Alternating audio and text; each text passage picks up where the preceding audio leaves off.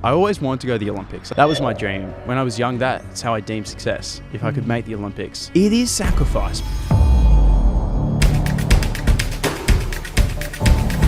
You mentioned there's times you looked in the mirror and you said, am I going to be able to do this? Can I keep doing this? There's so many challenges on this journey of life, especially when you're trying to be exceptional. They see you online, but they don't really grasp what it actually takes, because you've got hours on end of training to become an Olympic athlete. You've then got to monetize, make money.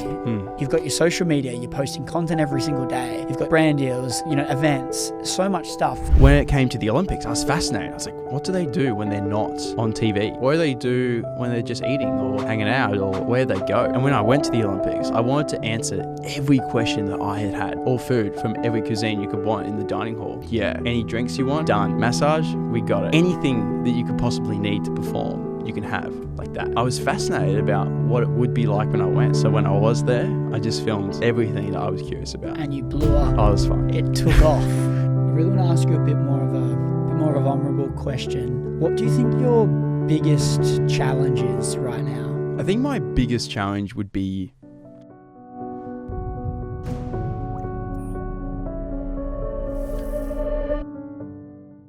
this thing on my wrist is a Whoop. It's a wearable health and fitness tracker that has been an absolute game changer when it comes to achieving my health and fitness goals.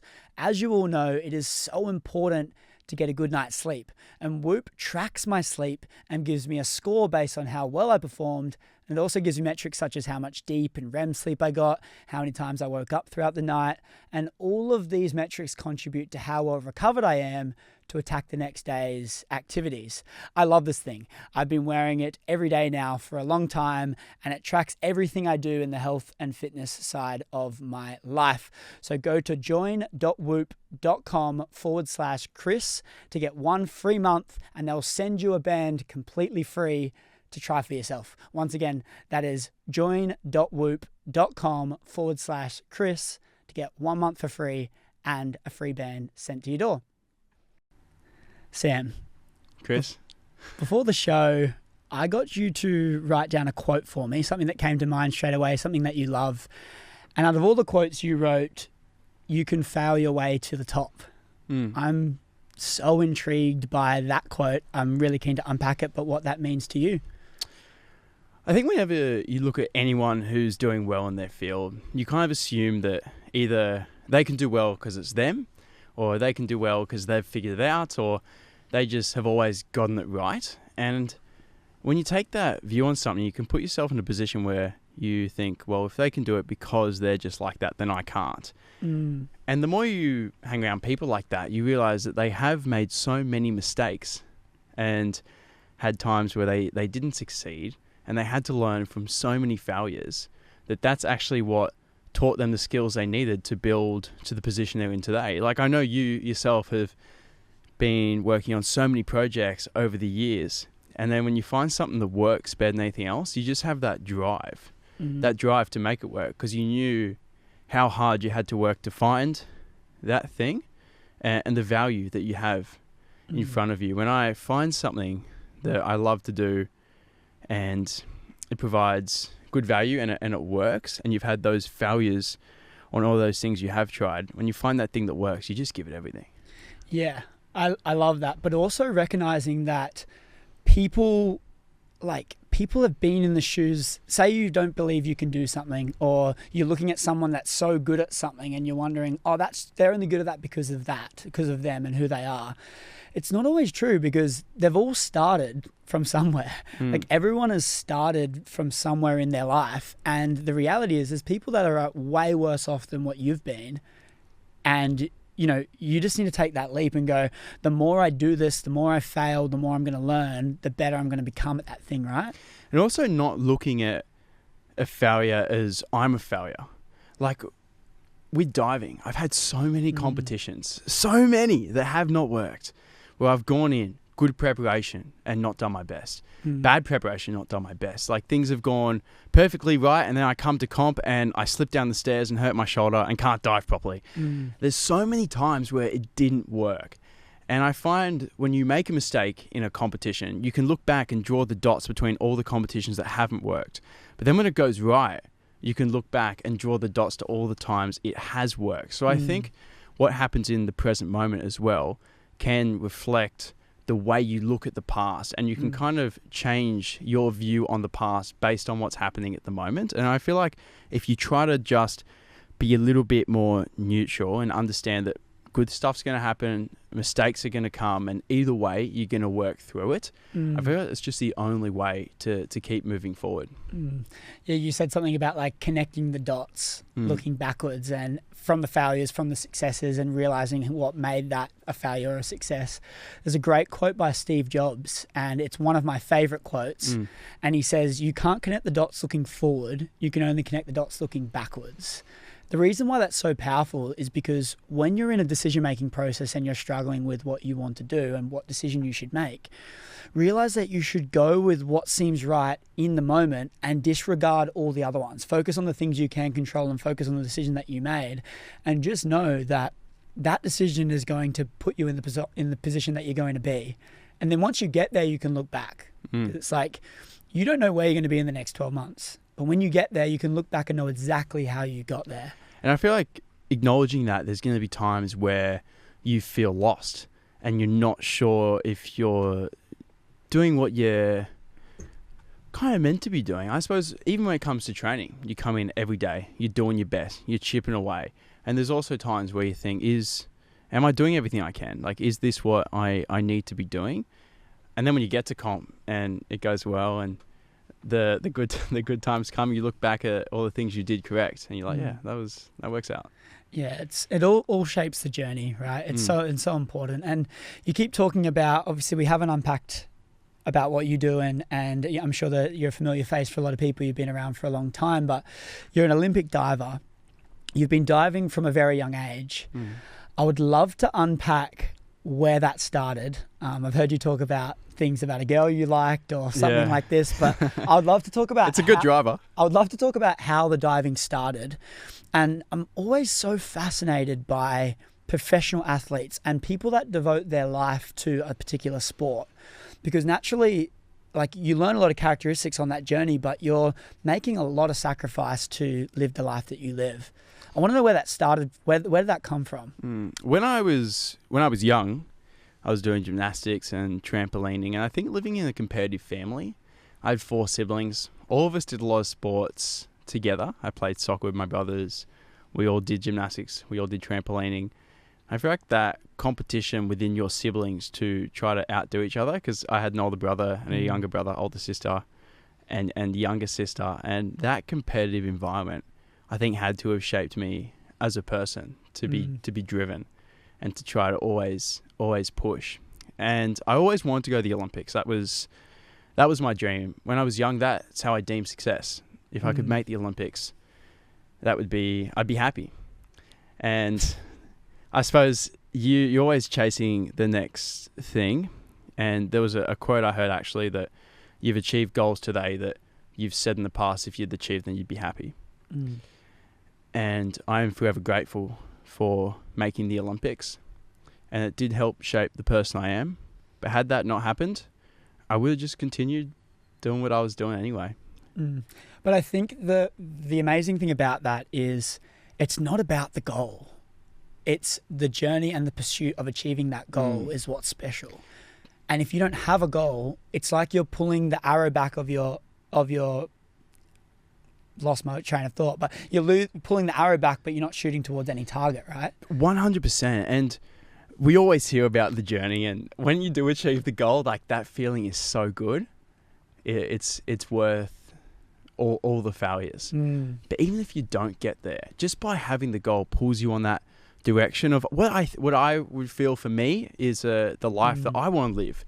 And when you talk about sacrifices, it is sacrifice, but it is also what you want to do. Like, I want to wake up early, go to the gym and feel good, then work following my dreams throughout the day, creating content, going to meetings, working towards my goals outside diving, then go back to the pool, work out again.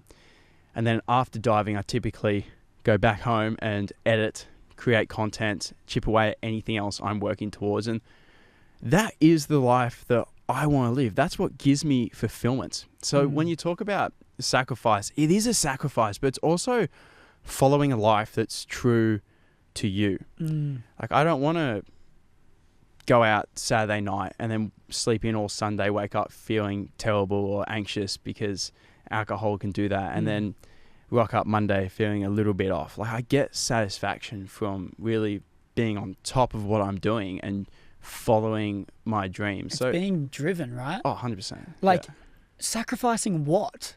And that's like, the thing. Like, what are you sacrificing? Exactly, yeah. Because in my eyes, going out on a Saturday night is sacrificing the sunrise in the morning, which I love.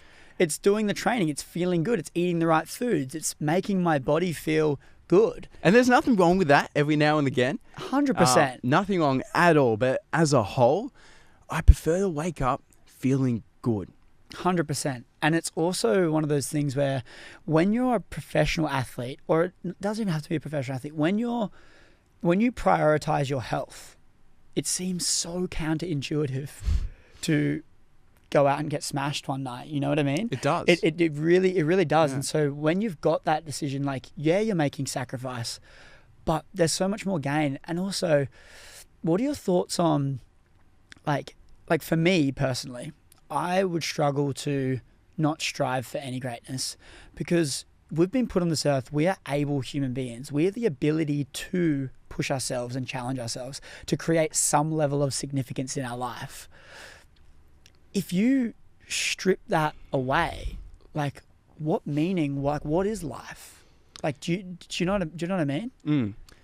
I suppose when it comes to the meaning of life and your own purpose, I value family. I value the people around me, and I work hard to try and provide for those people and give them cool experiences. And I like to hang around people who are doing the same.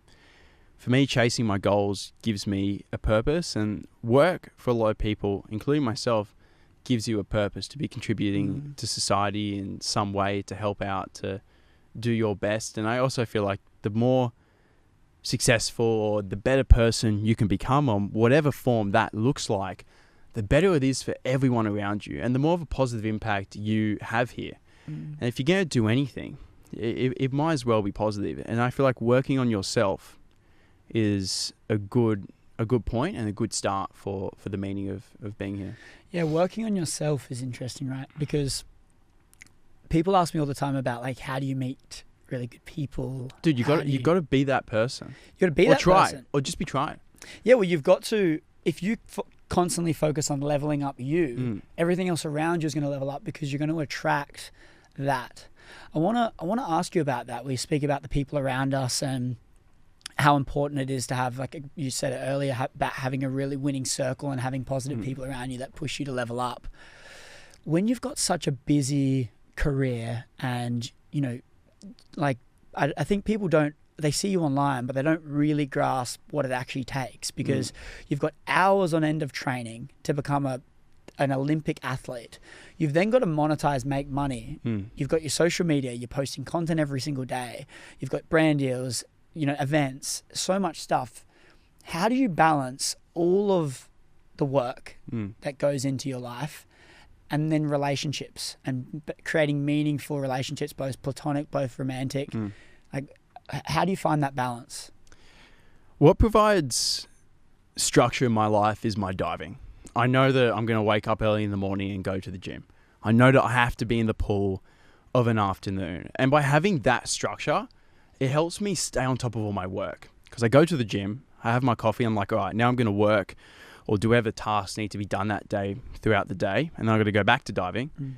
And then after that, I'll work or do anything else. So I feel like that structure is how I achieve a lot of my goals, because it keeps me on time. It keeps me in the right place. And when you know that you only have a few hours to get something done, you get it done. When you have all day to do a few tasks, you tend to procrastinate. I'm such a victim of this. I tend to jump on Fortnite, you know. I do love a bit of Fortnite. You got to have your debrief time, you know. So I feel like that structure is how I stay on top of a busy schedule. And typically after diving, I have events. Like a lot of the nights of a week, I'll have either a premiere or an event or an opening, which I really love going to. They're fun events, and that works out perfectly if you're just after my diving. But managing relationships around that can be difficult. A lot of people talk about keeping friendships and work completely separate.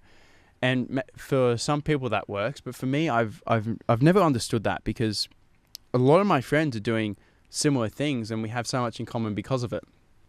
And I find that much easier to balance those relationships because we tend to work together. We tend to create stuff together. We tend to do things that I'd normally do together. That's why a lot of my good mates I met from diving, and those friends have stuck with me forever. Something I'm always trying to work on, though, is to be present. With social media, you're always, on your phone, working, and on your phone can look, especially when you're around your group of mates, just a bit disrespectful. Or like, what are you doing, man? Like, you with everyone. That can be a tough balance. So trying to switch off and be in the moment with my family and my girlfriend, I feel like that's an important thing, and that's something that I always need to work on and be aware of, because it's very easy for me to just work. And what are some things you can do to be more present? What are things that you've been trying to do? Leaving your phone down, finishing your work so you feel accomplished, so you don't feel like you need to be doing anything urgently. I tend to write everything down that needs to be done on my notes. I use my notes as like a good guide for life, and of course my calendar for my schedule, so I stay on top of things. But then I try to be like, if I'm in the moment and there's something I need to do that comes up, I'm just going to try writing my notes. So then it's kind of off my brain. I can somewhat relax and then focus on that person in front of me again. And it is a constant battle. Like whenever you see someone talk online or really anywhere, you just assume that they can say those things because they're doing it right. And I feel like we're all just trying to have a crack and do our best. Sometimes it's complete chaos. Comparison is the thief of all joy, right? It is. I guess comparing yourself to the people online can have its own implications and problems, because you're never fully appreciating you and what you've got and the things that are on your plate as well. And as I said before, you've achieved goals in your life that once you've achieved them, you said you'd be happy. And you can look at other people that have achieved even bigger goals.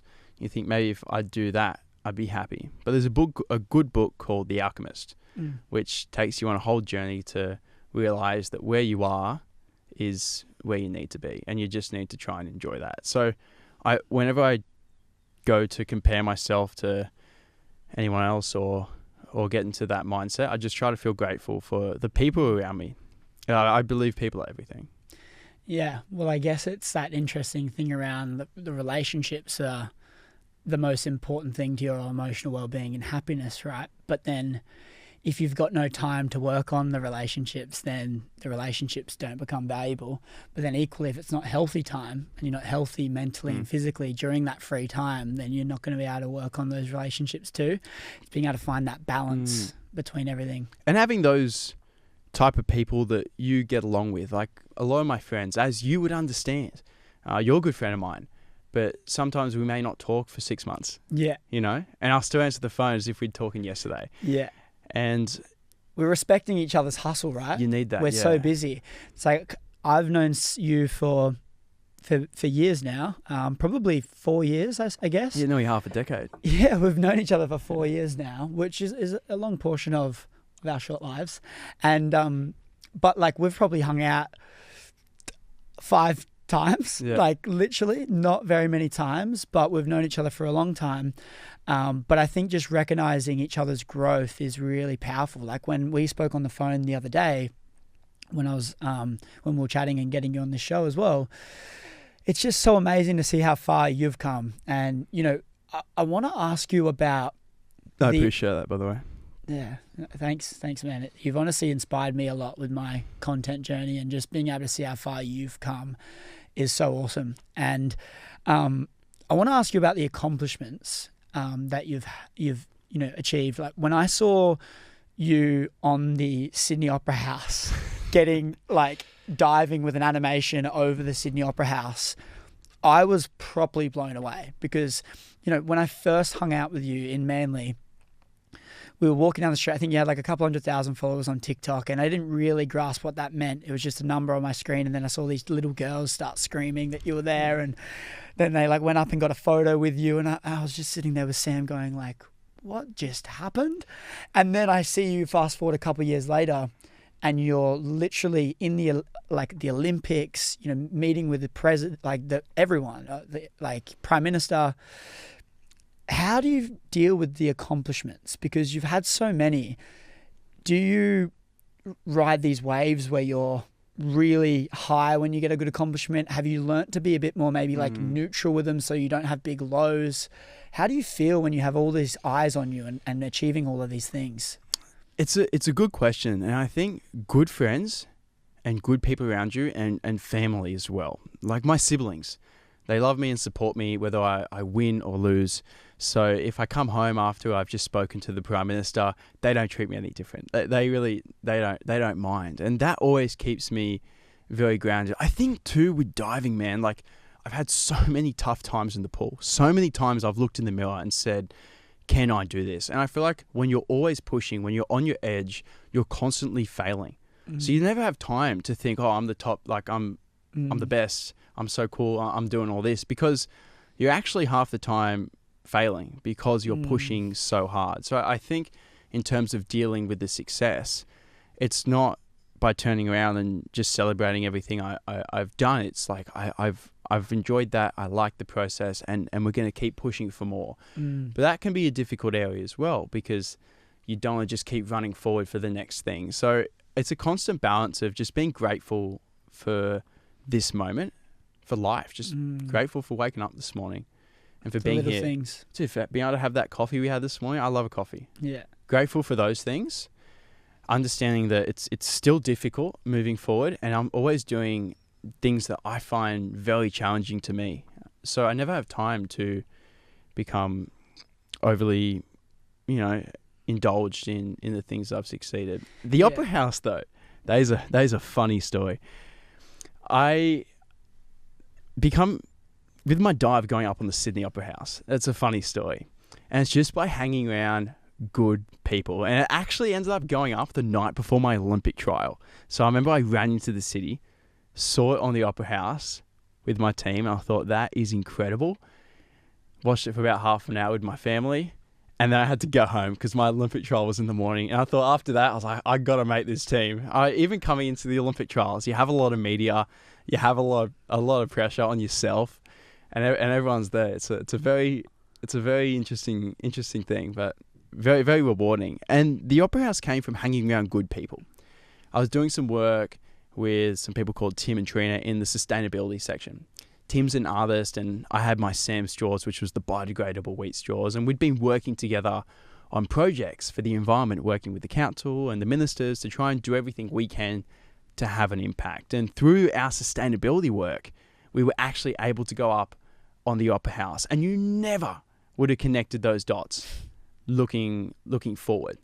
I never would have thought that by creating some straws, my diving would be up on the Opera House. But just by always doing what you can and moving forward as best you can with the best people you know, just great things happen. Great things happen. Yeah. The power of that. It's like doing things that are good for the world or good for someone, or giving someone a hand, or basically, like they talk about all the time about like jab, jab, jab, right hook, like give without respecting anything in return. The power of that is by giving so much without expecting anything in return. It's like something's bound to happen for you, and being able to do all of these things and then an opportunity gets arised before it without you even knowing is power.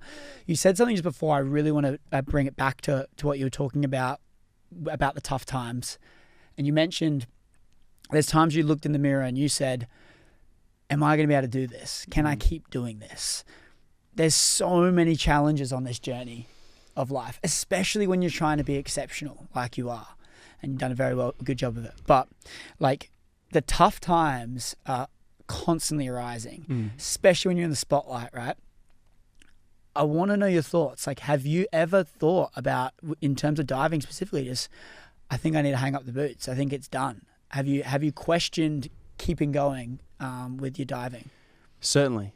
There's been times where I've thought, can I do this, and is it worth it? Like, especially after a major loss, like you think that, like, is this worth it? And I suppose that's when you got to go back to not even just why you're doing, but trying to enjoy the sport more. Mm. Whenever I've had big challenges with diving, I've tried to change my perspective on it. Even when it comes to fear.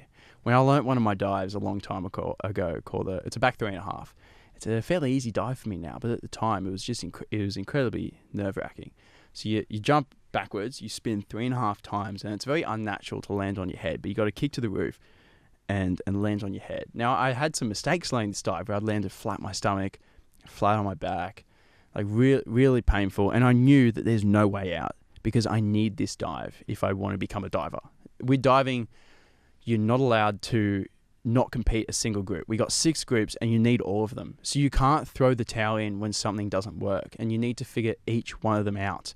And there's been times where I've even struggled with 2, 3, 4, nearly all of my dives. And I've tried to change the way I look at it. And even with something like fear for that dive, just try to change my relationship with it by either just reducing the pressure I put on it, try to change the way I think about it. And it's about trying to get through it. And there's multiple ways of doing that, and being creative with your ways of doing that. And I feel like those kind of challenges where you know there's no way out, you have to get through it, you don't have a choice, and you need to turn up every day and do this thing that you're terrified of. Like, dealing with those mentally has allowed a lot of things outside of diving, which don't have a physical repercussion, a lot easier. Yeah, well, I guess you're comparing a hard time to what you've experienced in the past, right? The more things you do that you don't like to do, the easier the things that you don't like to do become, because you've done them time and time again. So I guess this is why I talk about yin and yang a lot of the time, and how important the bad is in order to make the good great. And you need to go through the hard times to appreciate the good, because if there was no bad times, then the good would just be normal. It's like, it's emotion. You're comparing to what you've had in the past. So if you don't have these challenges, if everything was a success in diving, that medal wouldn't be as nice. It would be easy. You'd be like, everyone would do this. Yeah. You need to have the polarity in order to make the good times great. And when you're constantly pushing, you're typically constantly failing as well. When you move up a level, like when you go to new problems. Yeah, when you go to state and you're not that great, and you look at how good everyone is, and you fail one year, but you come back the next and you win, and then you go to nationals and the whole thing starts again. And then you go to international events, and then you go to the Olympics, and there's just so many levels to climb. And even try to change your relationship with that. Instead of looking at like, oh, it's going to be so tough, it's like, all right, well, how good can I be? And the only answer is to be better. Like, if you want to do better at the World Championships, you got to be better. Like, you just do, and it's cutthroat. It's it's competitive, and that's what makes it challenging. You can't just be mediocre. No one wants a 4th place medal. No one wants a 2nd place medal. They want the 1st place. And the number 1, they want the gold medal. And like, they're not satisfied with anything else, because that's what they're striving towards. And to become great, you need to have that mindset. You need to want to be number 1. Like, if you fall and come 2nd or 3rd, you can still give yourself a pat on the back. But secretly in your head, you're like, fuck. Yeah. Even like at the Olympics, I hadn't done as well as I'd liked. And then it was still amazing seeing you, by the way. Thank you. Like, it was so awesome watching your dives and just watching it was so cool. I appreciate. I don't watch the Olympics, but I only turned it on to watch you. It was like, it lived up to everything that I could have imagined, and that's why I wanted to share it with everyone. Like, when I was young, I was so fascinated. And I've always been a curious person. I've always wanted to know how does this work like that, and why does it work like that? And I feel like being curious is a trait of mine that has helped me succeed, because you ask the questions. I ask a lot of questions to typically a lot of people. And when it came to the Olympics, I was fascinated. I was like, what do they do when they're not on TV? What do they do when they're just eating or hanging out, or where they go? And when I went to the Olympics, I wanted to answer every question that I had. Are the vending machines free? Yes. All food from every cuisine you could want in the dining hall? Yeah. Any drinks you want? Done. Massage? We got it. Anything that you could possibly need to perform, you can have like that. And I was fascinated about what it would be like when I went. So when I was there, I just filmed everything that I was curious about. And you blew up. Oh, it was fun. It took off. And the other thing is, this is the incredible thing about social. So I'm in the Olympic Village with the boys, making content, doing my thing, chipping away.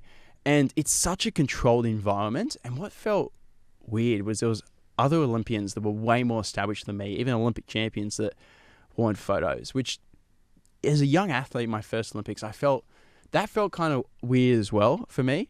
And I'm always really grateful for the photos, but it felt like I was really the underdog. But from the social media, it put me in front of everyone, which was so fun. But you'd find this as well. When you make social media content, you're typically with you, your friend, a small group of people. And it's not until you go out into the world that you realize the impact of those numbers. Until then, it's just a number on the screen. So I remember after the Olympics, I'd done a few 100 million on TikTok alone. And we were in quarantine after that. So I was just making content as well. And then as soon as we got out of quarantine, I was like, bang. And then I remember even just leaving the village, the army were helping us put our bags into the truck, and they all knew me. And I hadn't even left the quarantine and it started. And then after that, my life's kind of been the same. It's so crazy. It's so crazy how quickly things can change as well. What I also love about it is Olympians, especially Australian Olympians, don't make money. Like, they don't make a lot of money. And so you being like, able not to... at all. No money. Like the Chinese ones, they make a lot of money. Yeah. Like, if you win, like if you're but it's still not the world that much, champion, is it? you can make a little bit, but for most of us, especially, say I'm in the top, I've ranked top 10 last couple of years in the world, and it's good, and I'm really, really happy with that, always pushing for more. But unless you're winning medals at Worlds often, you just don't make much money. But how you make your money is not from the diving. And the greatest part about this is, and it's an awesome lesson, is you go, okay, I love diving. It also brings so much value into my life in terms of structure, and I can get everything else around it done, something I've done for a long time, but I need to make money from it. So being able to, like, the skill you have of diving is a rare skill, hence top 10 in the world. Like, people are interested in you and your life. Documenting it and creating an audience has allowed you to build a business around something that doesn't make any money. But even that is something completely unseeable. When I started, when you go on my YouTube, I've been making videos for 10 years, a decade. I've been posting on YouTube. You can go back and see those videos, and you can look at the stats. It's been because I started on YouTube doing shorts maybe 2 years ago now. I went from 1 view, maybe 20 views, no views a day, to upwards of 20 million a day on YouTube. And they'll be like, oh, he knew what he was doing. He figured it out. But it was just nearly a decade, man, of just making content. And even, I didn't even mind. I just liked making videos. Like, I've been making them for a decade. As a kid, I made videos. It was just something I enjoyed to do. And when TikTok came around, it was my sister that got me on it. And at the time, I thought, oh, I can't be on TikTok. But she was like, no, come make one with me. And I posted some diving videos, and they started doing all right. And I just kept chipping away. I never even had the goal of being where I am today. I couldn't have even fathomed how big this thing would have grown and the position that it's put me in today. I couldn't have even dreamed this big, man. I didn't even think this was possible, especially not from just posting videos of me doing something I loved, which making videos was a side passion of something else that I love to do. It's been incredible. And how does it feel? Like, for me, I find like the buzz and the excitement does wear off. You've been doing it for a few years. Like, how does, like, people view you, they view people with all this massive audience online. They kind of like, and the only reason I know this is just from when you run into people and like you speak to people, they kind of like put this thing on a pedestal and they judge you for this thing. And they're like, that's not achievable. That's like a rare life. And yeah, it's a rare life. But you don't really change. There's a great Lewis Capaldi quote. Yeah. And he says, fame doesn't change you. Fame changes the people around you. And it's so interesting because people start to treat you differently. Have you changed? They do. I'd say not at all. Not at all. But then at the same time, like, yeah, you grow as a don't change, person. but you grow as a person, but you kind of have to change because it isn't a normal life. life, really not a little life. If anything, it's probably just made me a better person in terms of I can't go out and get drunk in public. You got to think about those things, but I probably shouldn't be doing that anyway. Yeah. But So how's yeah, this? it kind of keeps you on track. This is the thing I was going to ask you literally just before you said that, is one of the last times we saw each other was at a bar years ago now. Yeah. We haven't seen each other, but we were in Double Bay in Sydney, and I ran into you and your friends, and we ended up chatting for ages. I was having some drinks. You weren't drinking. I probably drove too. Yeah, you drove. You used to say you would drive from Cronulla. And I remember we were chatting at this table, loud music and stuff, and you weren't drinking. And you go, yeah, man, like, I've got to be careful. Like, I don't know, someone could spike my drink. And I believe I may have been spiked before. You've been spiked in We Surfers actually Paradise, felt like you just said. poison, man. Yeah, and I've been spiked before too, and we related on that, but in the same place too, in Surfers Paradise. And I was careful. Yeah. I was really careful before that because this was after the Olympics. So I was already really careful. Yeah. And somehow it happened. And I thought, I'm pretty switched on when I go into those environments, and somehow it's happened. So I just try to remove the risk at all. Yeah, and I guess it's just like a weighing up the cost, right? The risk of slipping up or having too much alcohol, and you know you're slippy and you're just a bit of a mess, and then that getting documented and posted online. All these thoughts play in our mind. And you saw that happen with a minister recently. Yeah. And even I still enjoy a beer and to hang out with my friends. I do. Most of us do, and there's nothing wrong with that. You just got to be more careful. You do have to, but especially in those environments where you're partying, it's loud music, dancing, club. You know, everyone's and another thing is as well is when everyone's drinking, everyone has their sort of nerves drop, so that everyone comes up to you and everyone speaks to you. You're going to get seen a lot more. Like I've people like, and that's exactly right. When you're in a situation where other people are doing that, they may do things that they wouldn't do if they were sober, and you got to be careful of that too. And I take full responsibility if I'm going to put myself somewhere like that, and something like that happens. Well, maybe I should have thought about putting myself in that position. I just try to be as preventive as possible, because even if I go somewhere like that and someone grabs me or does whatever because they see me, even if it's just out of excitement, you know, and I feel like just being so down to earth and nice to everyone is 99% of people are so good. Are so good. And it's just about being careful. And when I was, because I'm young, you're young, like there's no book for this. Like there's no written way of life. There was no one to mentor me through that. Like I've really got thrown to the deep end of this kind of coming along and then trying to figure it out. And you make a lot of mistakes trying to figure it out, and that's just part of it too. Oh, it's a whole new world. I'm still learning it so much, and you know, it is interesting because we're trying to give life a crack. We're literally going, hey, we want to go against the grain here. We're choosing a path that's more rewarding and more fulfilling, yet more challenging. And we recognize that.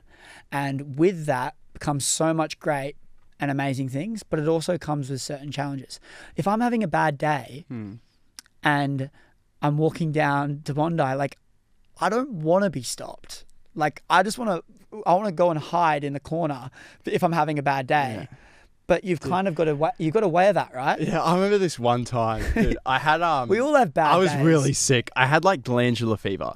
This thing really messed me up, and I had all these like sinus infections, and I was so sick. I could barely talk because my like throat and that was so inflamed. And I was going down to the pharmacy just to get some medicines, and I was getting heckled, and I was just like so sick. I was so tired, and I felt terrible. I just had to go to the pharmacy to get some medicine. These people were heckling me, and I thought, if I could just deal with it now, anything else will be okay. And I remember that day, I didn't even get upset. I just thought to myself, I found it somewhat funny. It's like sometimes the universe just tests you at your absolute lowest. Yeah. Like, can you deal with it? But at the same time, can you hack it? But at the same time, sometimes you got to just take a big breath and go, "Come on, mate! Like, look at the situation you're in, dude. You're having people that look up to you and and Yeah. want to come say hello. Like that's you would have dreamed to have that. Like that's pretty cool. These guys weren't trying to say a nice hello, but were they a bit harsh? they were heckling me. Oh, right. So Yeah. they were no good. No. Jeez. And I felt terrible. These guys were being like heckling me when I was trying to go to the shops. What were they saying? I was just calling out and saying stuff. And look, even that just doesn't bother me. Like the comments have never bothered me. People saying stuff have never bothered me. What sort of hate do you get? I actually got most of it when I started, and now either I just don't see it. It's hidden in good or comments. People, I feel like when you're doing something different, people can be like, "Hey, what are you doing? Why are you doing that?" And then we do it for a while. They're like, "Oh yeah, he does that. That's cool. Yeah. Whatever." Like I remember even my Olympic kit, man. I used to wear it everywhere. Like in terms of training, I'd wear it to all my trainings because I was so proud of it. Like that was my dream. And a lot of people would say, "Oh no, it's just Sam. He just wears his Olympic kit everywhere." Other Olympians, I'm like, you can do that too. Yeah. But sometimes they don't because they're like, "Oh, it was a few years ago." It's also the country. I still train it. It's still it's our country though. It's that tall poppy syndrome. It's that like people don't reward other people doing well in Australia enough. It's not. It's a bit of a toxic environment sometimes when it comes to showing off things that you've worked hard to achieve. And I feel like everyone has a tendency to sometimes do that. We all struggle with certain things, but trying to be around good people that support you, and even being around good people that support you, if you ever fall into that tendency sometimes as well, because we can all do it. Like we can all compare and sometimes, feel a little bit upset. Just by being around some people that can support you, you can realize, no, maybe I can do that.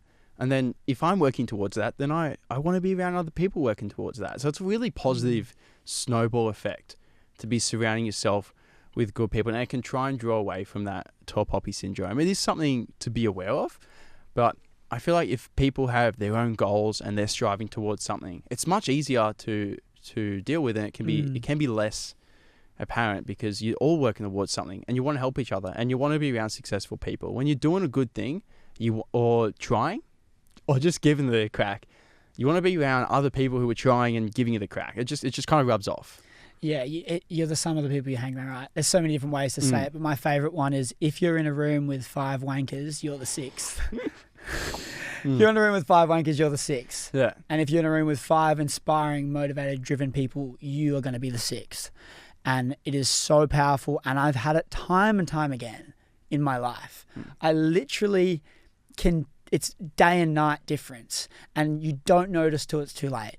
And it's really important to constantly audit your circle and make sure that the people around you are actually benefiting you in a way that, it's like by having them there, you're pushing everyone up. The tide is rising. No one's getting left behind because we're all driven here. We're all trying to scratch each other's back and help everyone out. Yeah, there's a saying I love from Gary Vee actually, and he said, "You don't build the biggest building in town by tearing everyone else's down. Like you build the biggest building in town by building the biggest building in town. Like you got to try and be your best, not trying to stop everyone doing their best." I love that. I've never heard that before, but shout out to Gary Vee. That's a great quote, because there's so many times and so many instances where people cheer you on, and the people these people cheer you on, but they want you to be doing well, but not better than them. And it's this toxic environment where they're going to cheer you on, but as soon as you overtake them, or as soon as you're getting close and they get a bit scared that you're going to overtake them in terms of your level of success, they start to tear you down. And yeah, it's a constant battle, man. Like you're always going to have these sorts of people in your life, and it can get quite challenging, right? It certainly can. I think no one's perfect either, and all of us can feel even jealous or envy in any situation. So even trying to audit yourself to make sure that you're not doing that as well. And no one's perfect. I feel like everyone is constantly trying to do their best, and just by hanging around good people, they can help you do your best. Like there's a lot of things that I would never have achieved if it wasn't for the people around me. If I didn't have my coaches at the pool every day, I probably wouldn't be an Olympian.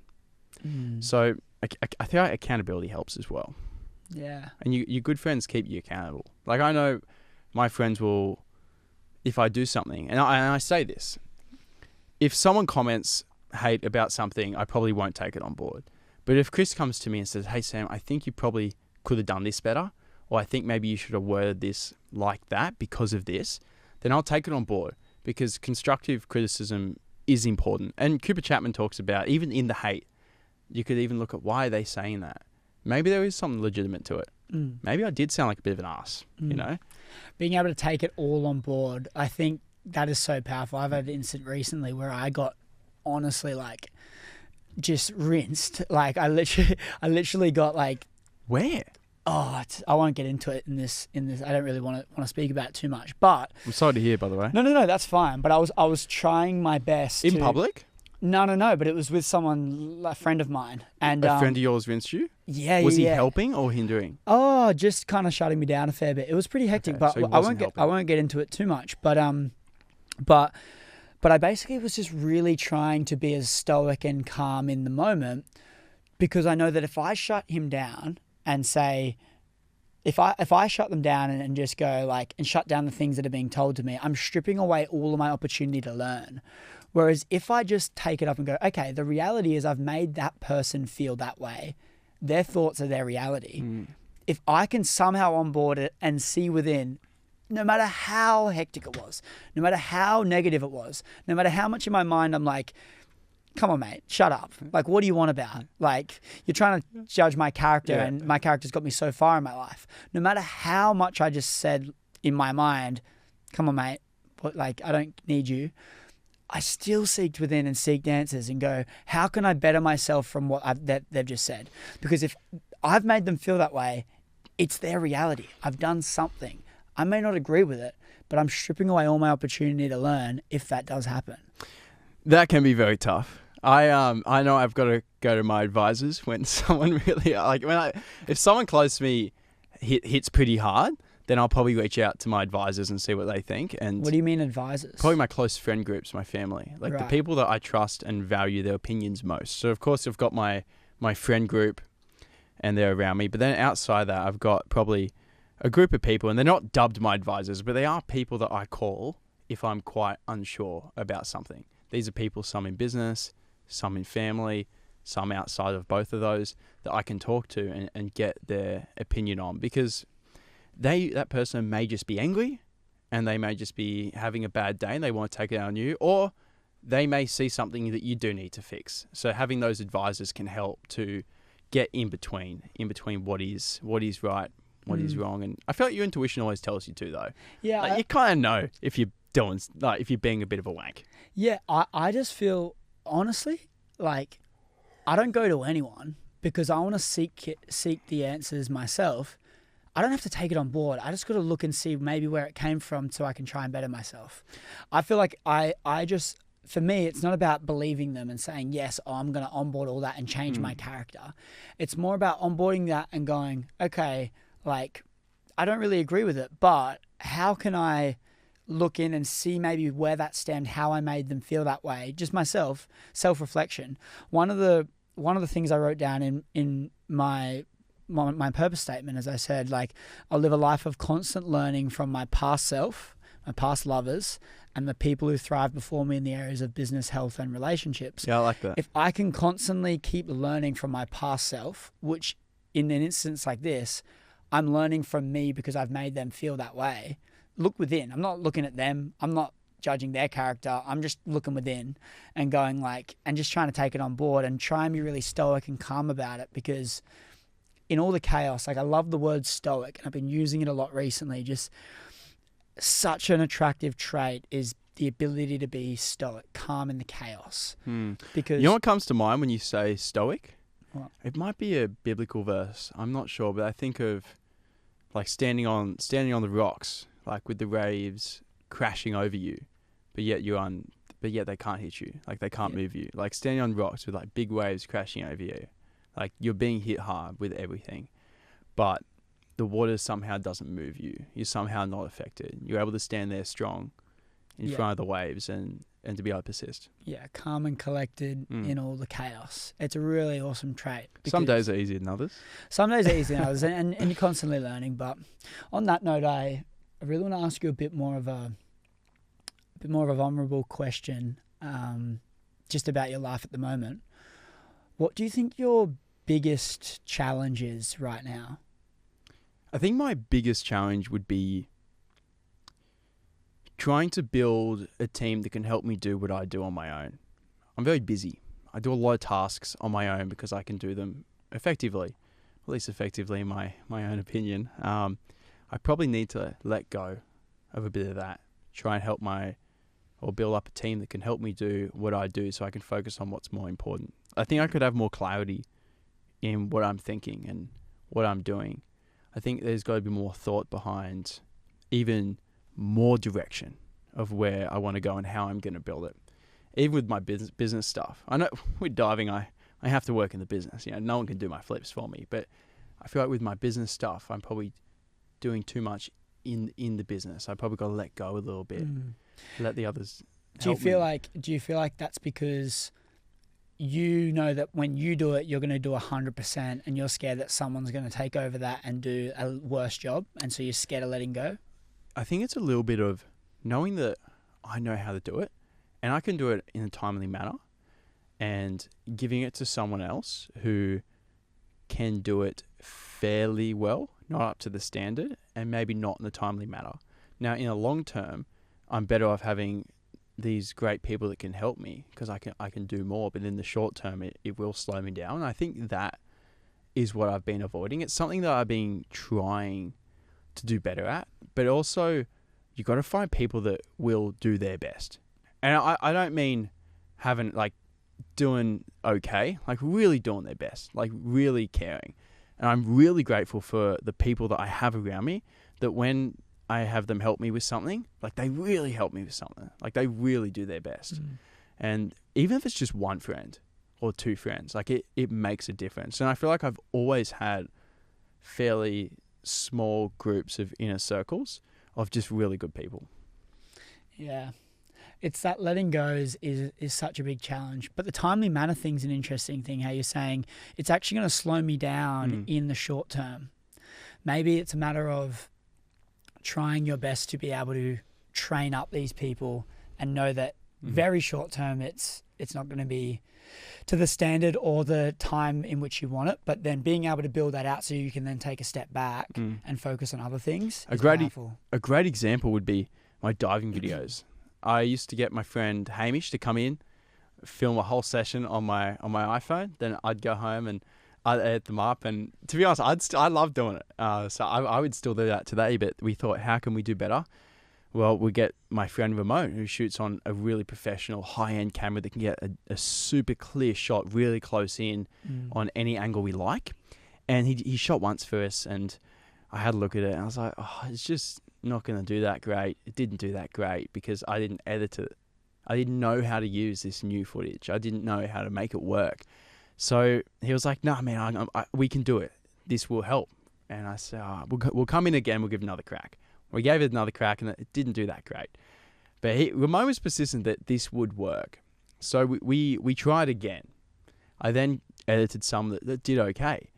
And then I trained him up on how to edit these diving videos, which they look simple, but there's a few key things that just need to be done within them to make them engaging and to keep them enjoyable. And the first 100, 200 he edited just wasn't great. And then we did it again and again. He'd probably edited 500 diving videos for me. And now I trust him, and he can edit hundreds of these for me in a fairly timely manner and do it right.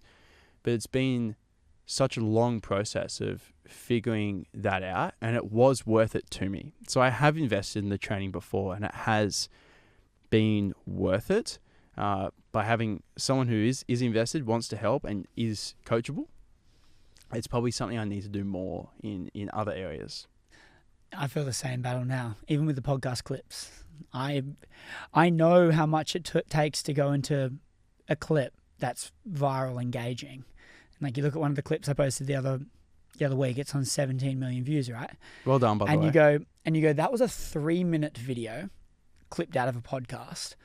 I then cut that down to 1:28, and so I took out half of the clip with ums, ahs, not engaging words, filler words, different parts of the story that weren't engaging. And I chopped it up to 1:28 from 3 minutes. That's very hard to take out that much. If you saw the amount of crops that went into that thing, you've then got all of the crops that goes into the video, and then you're happy with it. And also the person speaking sounds like he is an absolute beast at speaking because he's cut out everything, right? Then what you do is then you have to I then export that up, put onto my phone. I then have to find the right audio that's engaging. I then got to add captions, and then got to do zooms when the time matters, and align the zooms with the audio and the right part of the story. Then you get the final clip. So you go all of that when you go to, okay, I can't just hire someone in the Philippines, send him over 50 videos for the month and get him to edit them all and know that they're going to be at that standard. Honestly, the main challenge is the cropping and the clipping. They can do the zooms, they can do the animations, they're good at editing, but understanding the storyline and finding someone that would get what's engaging is the challenge, right? Whenever you look at any piece of content, and I do this, I just watch it, I enjoy it, I zone out, and I don't realize what's happening. It's that creative control in editing you do that makes it that enjoyable that I don't actually realize what has happened. And that takes a lot of editing, it takes a lot of knowledge, it takes a lot of process. And I just want to say well done for that, by the way, because I know that you've been doing a lot of that and learning on your own, because building processes for these things as well, it's hard to find a written handbook. Like there isn't one. It's really hard to find what is the right thing to do. And I feel like that's most things in life. Like there's really no one way. There's no, this is just how, because I've found with my podcast as well, like I've just had to build out my own process. We don't even really know what we're doing, but we're trying. We're doing what we think works, and it works. And it's about trying to figure out how to do more of that. Like it's a process that you kind of create and curate, which works. It needs to be improved and then chipped away at. And that's an area that I'm in at the moment, and building out a team for that. Throwing a bunch of shit at the wall and seeing what sticks. Yeah. I guess you could say. Like just keep having a crack. I've got back to that quote of failing your way to the top. You just try. You just continue to try and innovate and try something new and find a different way around the problem. Like even with diving, if I'm struggling with a dive, I'm going to go up there, say every day, stand in that same spot, and I may struggle for a month. Like every day, I'm turn up, I'm going to the spot, I'm doing the dive, I'm struggling. I go back, I'm doing the dive, I'm struggling, day in, day out for months. And then you've got to like know and believe that one day I'm going to come back to this same spot and I'm going to be able to do it well. And the only thing that's really going to change is what's in here. Yeah, well, it's the confidence in your ability to do it too, right? It's like you're stacking undeniable proofs that you are who you say you are, as Alex Hormozi says. You kind of can't expect yourself to stand at that board your first time ever doing a trick and think you're going to be able to just do it easy. You're probably going to land on your chest a little bit. You're going to land on your back a little bit. You're going to get injured probably. You're going to hurt. It's like you can't expect it. But then once you've landed it clean 5 times in a row, all of a sudden you have this little bit more confidence in yourself, right? And just knowing that no one knows exactly what the answers are. Like whenever you look at people who are doing something really well, you just think they've got that process and it's perfect and they know what they're doing and they might have been advised properly. But most of us are just having a crack, kind of making up a process, seeing if it works, finding out what does, and then trying to do more of that, and then trying to really outsource that process. And even when you speak about it, it sounds very straightforward, but when you're sitting there doing it, it really kind of feels like you don't know what's going on, even though you somewhat do. So there's a lot of feeling lost. There's a lot of feeling like, am I doing this right? How are they doing it? Are they doing it? Are they doing it better? Do they know a way that's 10 times easier than me? And then you realize, actually, most people are actually just giving it the same. Yeah, yeah. You just need to do it. Like actually try it. There's a great. I wish I had it on me right now to read it, but Chris Williamson talks about it's a list of all the things that aren't doing the thing. And he's like, talking about doing the thing is not the thing. Yeah. Thinking about doing the thing is not the thing. Telling your friends about doing the thing is not doing the thing. Preparing to do the thing. Preparing to do the thing. Have you seen this thing or no? Preparing to do the thing isn't doing the thing. Cleaning the desk isn't doing the thing. Yeah. Writing down and strategizing the thing that you want to do isn't doing the thing. Doing the thing is the only thing that is doing the thing. And when you start doing it, it's really not that hard. It's like, yep. But it's also just that concept of learning and failing and keeping moving forward. Yes. I think you need to have a really clear vision as to where you're trying to go in order to even start though as well. I think that's really important because sometimes I look at people and they're not driven. They could be overweight. They, aren't inspired. They don't have a job that they like to do. And there's not a lot of things that are ticking boxes in their life. But then you strip it back and go, you can't blame them sometimes because maybe they haven't been exposed to anything. They don't believe there is another life that's even possible. Maybe they haven't got people around them that have achieved anything that they're interested in. There's so many factors that goes into place, and it comes down to environment as well. But you look at people sometimes and go, you kind of have to have a bit of sympathy and just go, look, like, it's unfortunate. They haven't been put in positions where they've seen something that they want to actually achieve. They haven't been given the belief. They don't have mentors, etc. I think travel's really important for this. Perspective, understanding, even just being more accepting of people as well. Like travel, I've been very fortunate enough with diving to be able to travel around the world and see the place and get different views on stuff and be really grateful for the country we live in, the opportunities we have. But you're spot on. If someone doesn't even know that there could be a different life or a better way of living life or a more enjoyable way for them, they may not even try. And I think when you are just in a similar friend group as well, that just does the same thing day in, day out, then you may not even realize that's possible. And then when you meet someone that is doing something outside of that, like you may not even get along with them, So you kind of have to go on your own journey, and then you need to be able to believe that it's like-minded possible, people. Yeah. But that being said, some people are really happy with a simple life, doing the things that they enjoy. And for me, I just feel really driven to achieve my goals, and I love that process. Like I've got my phone over there, right in the back of it. I've got the 3 goals that I'm working on at the moment. Like it comes with me everywhere, and I like that sense of purpose. But some people may like a more relaxed way of life. It's definitely in us though to be progressing, and a lot of the time our happiness and our ability to feel good comes into the progressing. When we're stagnant, it's very hard to be. I cannot do nothing. Like but when we're not progressing, moving forward, it's in any area of our life though. It can be in relationships, in business, in our health. If we're not progressing in these areas, it's very hard to be enjoying your time in those areas. If you're not progressing in the area of your health and training and you're not progressing, it's a lot harder to go to the gym because you're not progressing and you're like, I've hit a bit of a stalemate and there's a bit of friction. It's like when your business is stagnant or not working and you're losing money, or there's something that's not progressing very well, it's a lot harder to get out of bed early in the morning and start working on your laptop on that business and reply to some emails. So I guess it comes down to, yes, some people are okay with living simple lives, and it's great. I sometimes I wish I could do that. It'd be a lot easier, right? But at the same time, it certainly has power and purpose and fulfillment in doing something that's bigger than you and doing something that you can, have a goal that you're striving towards. It does create a bit of, I don't know, it just creates this buzz in us that I really feel like everyone deserves to feel one day in their life. That fire inside, like you wake up in the morning and it's like, let's go. Let's go.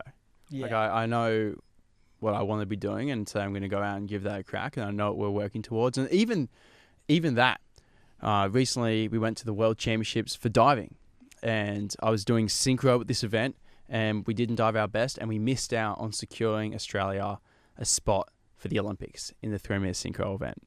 That means we cannot do synchro at the Paris Olympic Games. Oh, wow. So from now, I'll just be training to make the team for the men's 10-meter platform, which I did get us a spot a few months ago at Oceania. We had to win the event, but I won and secured that spot. Because we have to win Oceania to get a spot for Australia.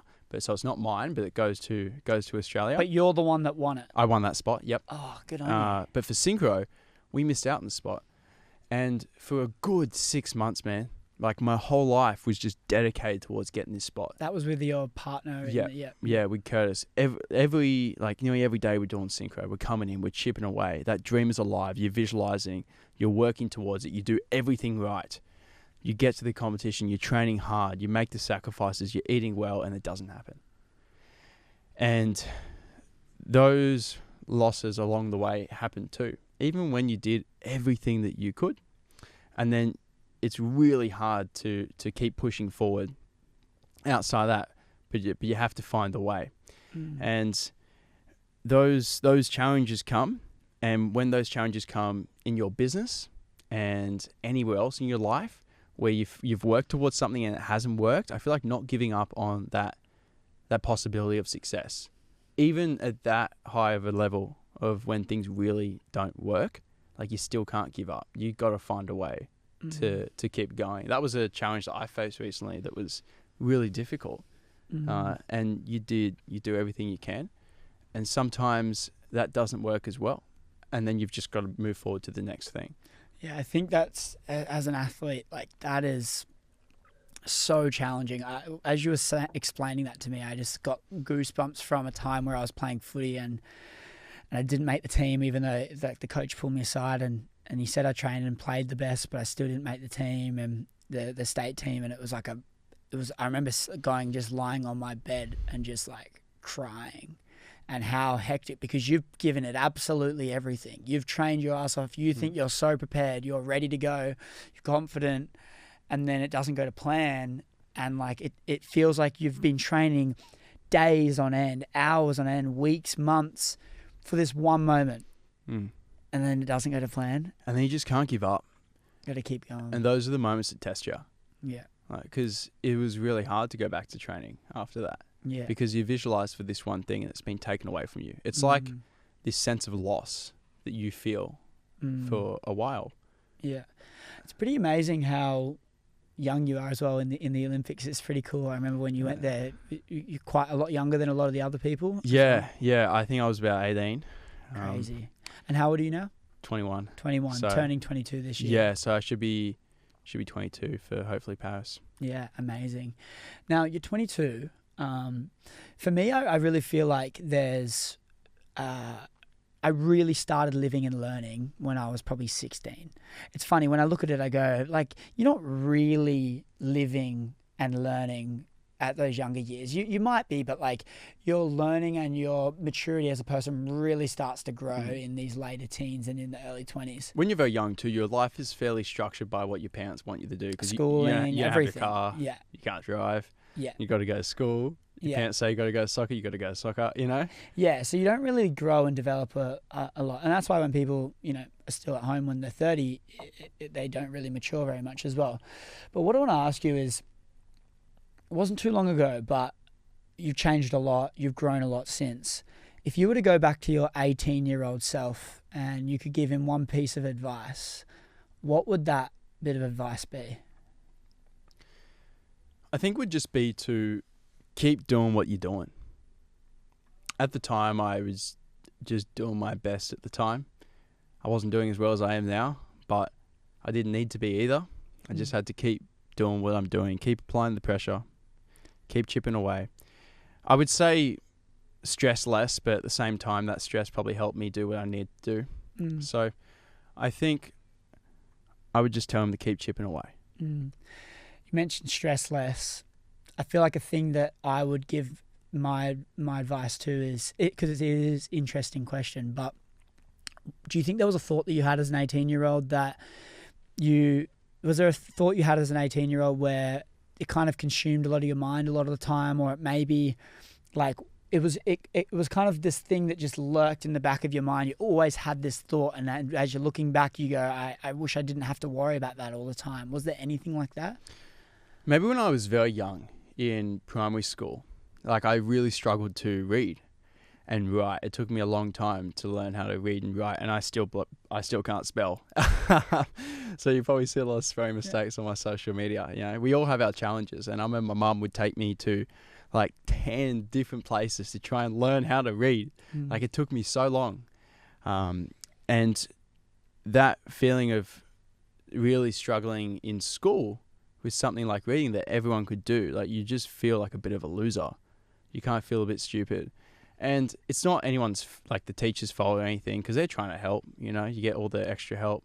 Things can be pretty easy. And then I actually found it easier to fly under the radar and not improve, because they can just provide so much support. But my mum made sure that she found somewhere that eventually taught me how to read and write properly, because that's something I struggled with. It was a speech pathologist, and she changed my life. She was really strict, really stern. I was scared of her when I was young, but that fear kind of motivated me to actually improve.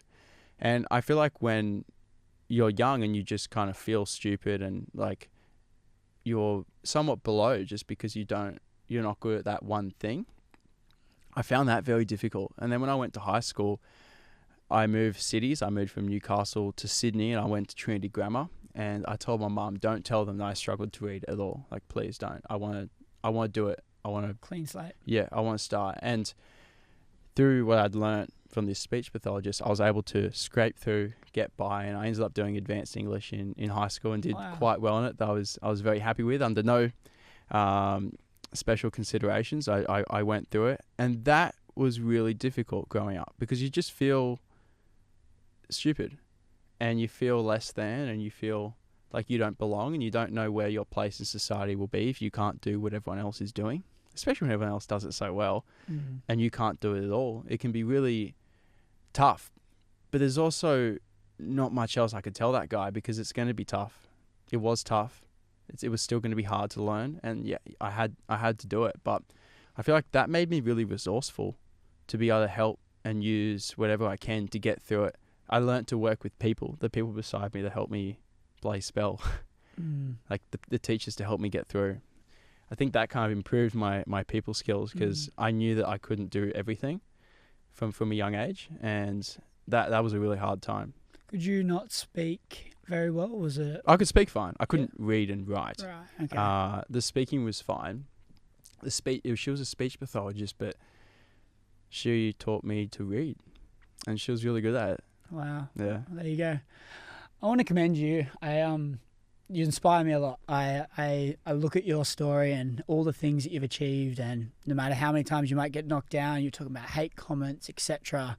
You keep pushing through, and you've got a really inspiring story. Is there anything else you wanted to say to the audience? We're wrapping up this conversation now. Thanks for everyone to tuning in. But is there any note that you wanted to leave the guys with, or you're pretty happy with what we've spoken about? I think no matter where you're at, just keep trying to do your best in whatever you have at hand. Like, if I look back at what I had when I was 18 and doing my best with that, it was micro steps forward, like micro steps. And then you look at what you're doing now, and it's like you're sprinting at 100 miles an hour. And those micro steps were just as important as what I'm doing now, because that's what built up to here. So try not to compare. Try to just do what you can. And it's amazing how quickly things can take off if you just start the snowball. Yeah. So just start. Thank you, man. No, I really appreciate your time. And where can they find you? You can head over to just type in my name anywhere, Sam Fricker. He'll come up. He'll come up everywhere. I say anywhere because I just post everywhere. Everywhere. Diversification is one of my key strategies. I'll give you that one for free. That is something that I've learnt and that I've used, and it's really effective for content. Awesome. Thank you so much, Sam. I really appreciate this conversation today. It's so great to catch up with you again. And it just, it's been a great conversation. And thank you everyone for tuning in. If you made it this long, we've been rolling for, an hour and 10 minutes now. I can't thank you all enough. And if you are new here or you have been enjoying the show, if you can leave us a review, wherever you're watching this on Spotify or Apple, that would be greatly appreciated. And hit that subscribe button on YouTube. We are growing and growing, and thanks to all of you guys for all the amazing feedback. I really appreciate it. Thank you, Sam. Thanks for having me. Appreciate it.